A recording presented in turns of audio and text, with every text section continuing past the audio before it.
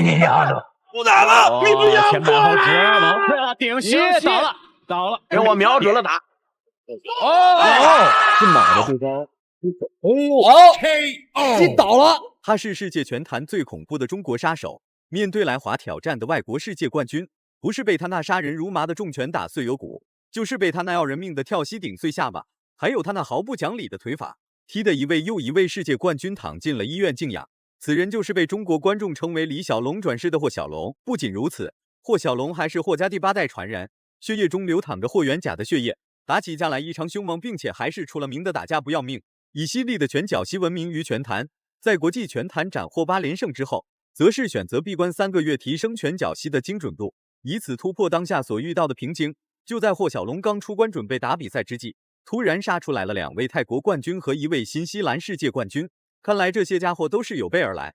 首先出面迎战霍小龙的是来自泰国的萨塔彭，这个家伙同样是一位拳脚膝打法全面的选手，获得过多次世界泰拳锦标赛冠军。就是因为与霍小龙的战术打法比较相似，所以萨塔彭才决定首当其冲来挑战霍小龙，并且还在赛前发誓，一定会在擂台上给霍小龙免费上一课，让霍小龙在中国观众面前丢人现眼。话就不多说了，来让我们欣赏一下霍小龙的精彩表现。请长按3秒点赞。比赛开始，比霍小龙大3岁的萨塔彭率先开始逼近霍小龙。然而3个月没打比赛的霍小龙需要一定的时间来适应比赛环境和比赛节奏。毕竟在这3个月当中，霍小龙吃了不少的苦头。拳脚膝精准度提升之后的霍小龙变得非常稳健，并没有因为萨塔彭的不乏逼近而发起一波接一波的猛攻。反观萨塔彭一直在实施小动作试探霍小龙，看来霍小龙不发威。萨塔彭真以为霍小龙是一只小病猫。这个呢，就像我们比如说我们中华的传统武术啊，这种精神和技法在血脉当中一脉相承。是的，这是一种常年训练的习惯，非常难改。腿换拳，再一次腿法抱摔啊，不会被计入比赛判定依据的。上来之后，2个人打的这个硬度非常强啊。对，特别是霍小龙的这个对手是萨塔彭这个中段。霍小龙被拳迷粉丝称为霍小龙的转世，并且还是霍家第8代传人，对待外国人的态度必然是强硬的。反观萨塔彭最擅长的就是腿法和膝法的运用，时时刻刻都在威胁着霍小龙。然而霍小龙又不是被吓唬大的，岂会轻易被萨塔彭所恐吓住？多次的接腿摔也是让萨塔彭意识到了危险，让你的节奏起来。对，漂亮，后手拳。这个萨塔彭摔了3次了，虽然不会被计入比赛依据，但是他出腿就会有忌惮。对，跳膝，这也是霍小龙的这个现在代表技法。后直右摆，左右摆拳，跳膝，把萨塔彭挤到了这个绳圈的位置。上勾顶膝，再一次后手塞，萨塔彭逃出来了，有点晃了。这个是个好机会，一定要持续给他。第1回合才刚刚过去一半，霍小龙就完全掌控了比赛节奏，拿着重拳就开始狂轰滥炸，其中还有腿法和膝法的加持，这就让萨塔彭有点力不从心，顶不住霍小龙攻击的同时，连防守反击无法正常实施。不管萨塔彭实施任何进攻动作，都无法逃脱霍小龙的法眼，总能在第一时间进行侦破，并对萨塔彭实施针对性攻击。还有40秒，萨塔彭想要把这个节奏稳下来，我们开始搂爆了，因为照这个打下去肯定是不行的。对，已经受到了比较多的重击，连续的后腿扫踢漂亮。所以刚才呢，我们的镜头还专门给到了这个霍小龙的这个短裤学无止境，非常谦虚的一个态度，非常不错。我们看到萨塔彭刚才出现了泰拳选手里边比较好的技法，哇，右摆左直，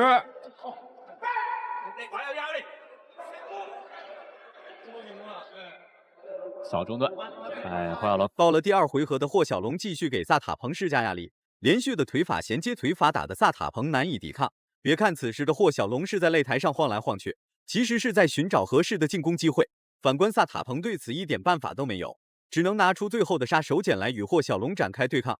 一般情况下，泰拳手最擅长的就是腿法，一旦泰拳手使出中扫踢，那么就可以默认泰拳手是为了自保才实施的中扫踢，不然会被霍小龙无情压制，用胫骨去杠你。其实这场比赛诺塔鹏出腿的有效率不错的，对。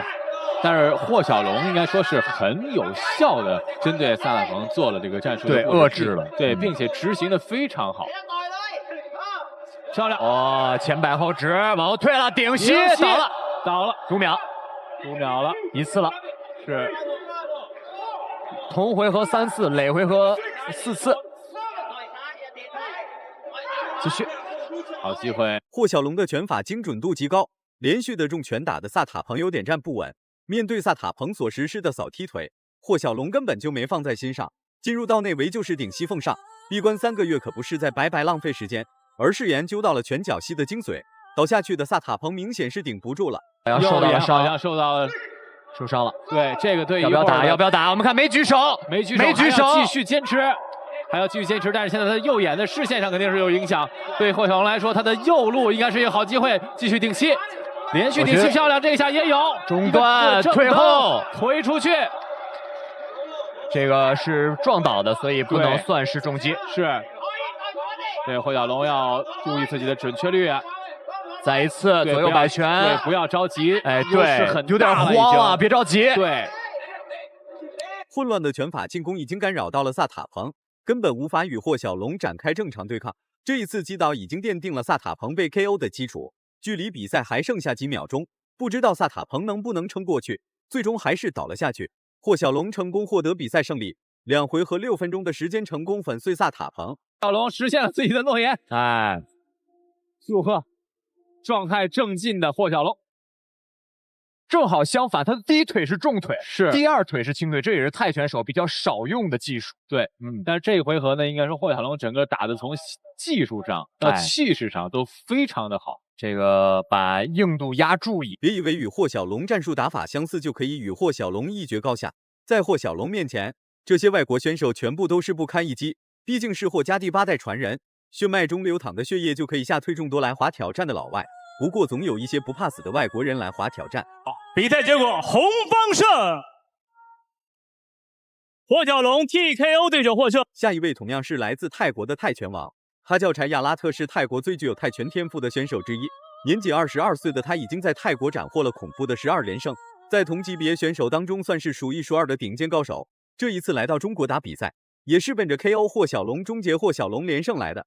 话就不多说了，来让我们欣赏一下霍小龙的精彩表现。请长按3秒点赞。比赛开始，霍小龙一上来没有多说什么，直接采取了强制措施，拿着拳头就开始猛压柴亚拉特内围。还未完全熟悉比赛节奏的柴亚拉特显得非常稳健，但霍小龙经过上一场比赛，已经彻底熟悉了泰拳手的比赛节奏，所以一上来就给足了柴亚拉特压制力，甚至不给柴亚拉特一点喘息的机会。东翔体系包括到现在的像刑天武器啊、高大全啊，我觉得总结起来就是利用快进快出的方法，高密度的拳法击破泰拳手的严守防御。是，哎，果然是扫踢哇！但是泰拳也是一直在进化的，对，之前的那种每打一下我要停一下，每打一下停一下的泰拳手，对于像这种22岁的选手来说，已经成为过去了。对，因为他们呢，整个的接触的这个理念呢，也是一个全新的理念。是的，其实说到这个泰拳，如果说您看过这个泰拳的表演赛的，霍小龙直接跳过了试探阶段，瞬间就进入到了拳脚互拼的节奏当中。反观柴亚拉特表现得非常冷静，用冷静的可怕来形容柴亚拉特一点都不过分。然而霍小龙可不甘愿一直这样打下去，总要有一方倒下去。连续的拳法进攻打的柴亚拉特有点慌乱，毕竟此等场面柴亚拉特还是第一次见。霍小龙一上来以后的这个拳法的密度啊，证明他已经拿到了这个大东翔体系的精髓啊。是，赛前这本秘籍已经翻过了，得这么打，这么打，这么打啊！上来之后执行的还是非常好的。但是反过来看，查拉特啊，依然是保持着一个比较淡定的状态。这个整个的节奏并没有被打破。别看你的这个进攻密度很高，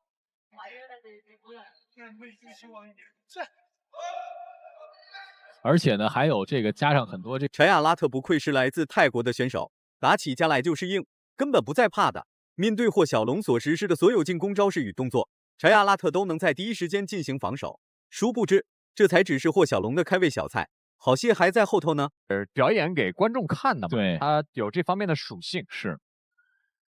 但是最起码从现在来看，查拉特的还是在自己的这个自成体系的一个状态里头。哎，还是霍小龙并没有很有效的打破对方的后状态。手跳膝，跳膝漂亮，扫踢跳哦，回来。查拉特的攻 ，Ready fight。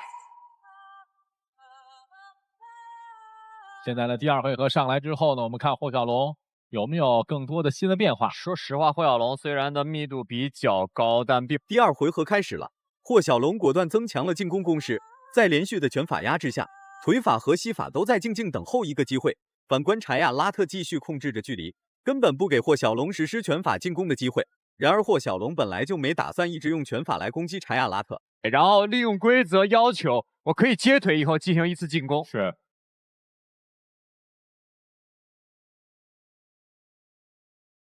扫踢，如果没有太多变化的话，这场比赛柴亚拉特很难拿下了。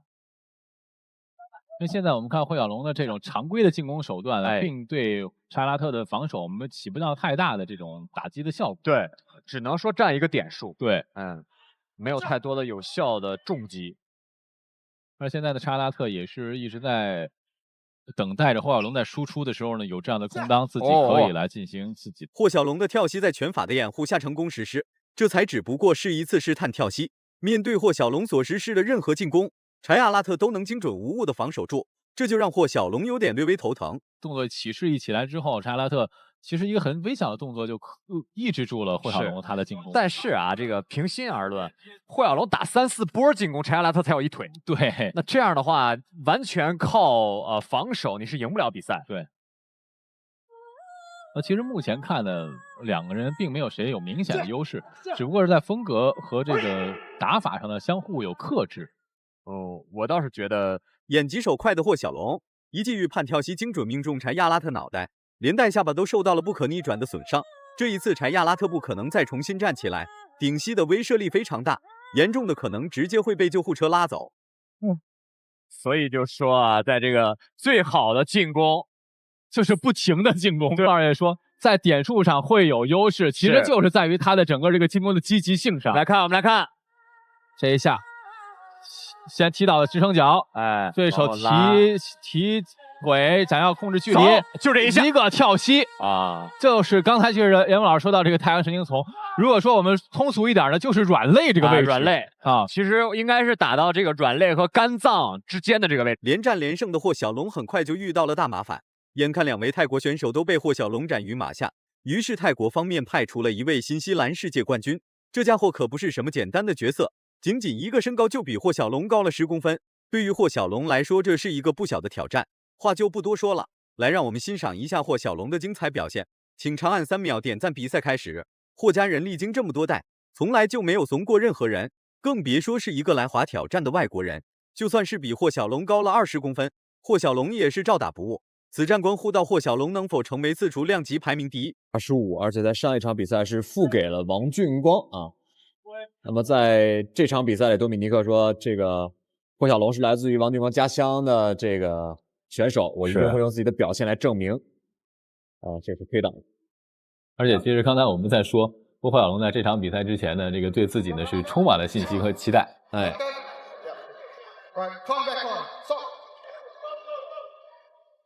2个人在对拼里边是摔掉了东西。好了，比赛继续。大高个有大高个的好处，但大高个也有大高个的坏处。霍小龙已经忍不住了，拿着拳头就与多米尼克展开了激烈的内围对拼。对付这种大高个就应该在内围发起攻击，在中远距离的霍小龙占不到任何优势，甚至连一次有效进攻都无法实施，完全被多米尼克牵着鼻子走。但是到了内围对抗就不一样了。那有时候其实你看，我们作为观众来讲啊，有时候确实心里都有一种小小的期待，就希望2个选手在这儿真这一口气刚上。对，其实反而可能这个比赛的精彩程度会不一样。没错，起码激烈程度是可以保证。对，我们看李德不管打得再凶，他还是这个泰拳的影子非常的明显。是拳法的试探不多，更多的是要求这个拳和腿的这个组合性的进攻，形成一个面。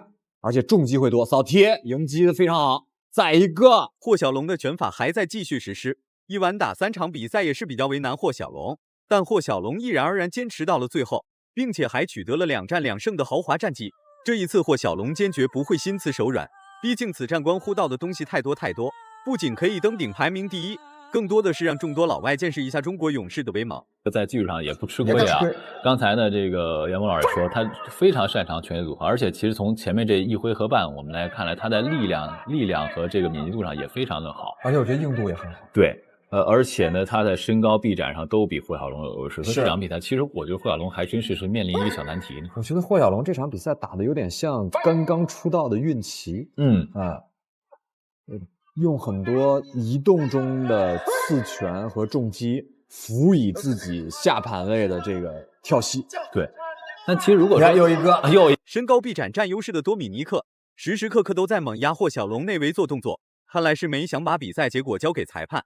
然而霍小龙也是这么想的，既然已经 KO 了2位泰国选手，再 KO 一个新西兰世界冠军也不算多。此时的状况对霍小龙来说非常不妙，只能用灵活的步伐来与多米尼克展开迂回拉扯。其实我觉得还是蛮好的一种方式。李德一旦进入超近距离，反而没有选择用膝，而选择的是用抡摆拳。又一次跳膝，已经有很多次击中李德的躯干了。整的左手的抡拳，在我这个角度上看应该是没打到，但是感觉霍小龙总是卯着对方出腿，哎呦，击倒了，裁判的读秒了，扫踢之后加上一记转身边拳，彻底粉碎了多米尼克的白日梦。这3位世界冠军基本上全部都是压哨 KO， 同时也证明了霍小龙在中期对比赛的掌控能力。擂台上有这么一句话，宁愿被重拳打成傻子，被扫踢断大腿，也不愿被一记转身边拳命中，其他的顶多就是被 KO， 基本上是被击倒读秒。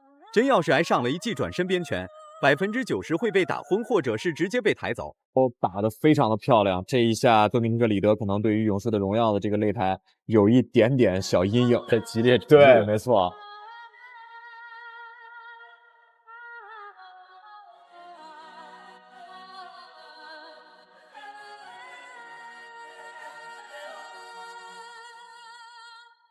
还是留有这个余地，在这个最终霍小龙一晚 KO 了3位世界冠军，成功让众多外国冠军感受到了危机。闭关3个月的霍小龙给大家呈现了非常精彩的3场比赛，也让很多人见识到了霍元甲后代的勇猛。如果满分是100分的话，你会给霍小龙打几分？视频到这就结束了，咱们下期不见不散。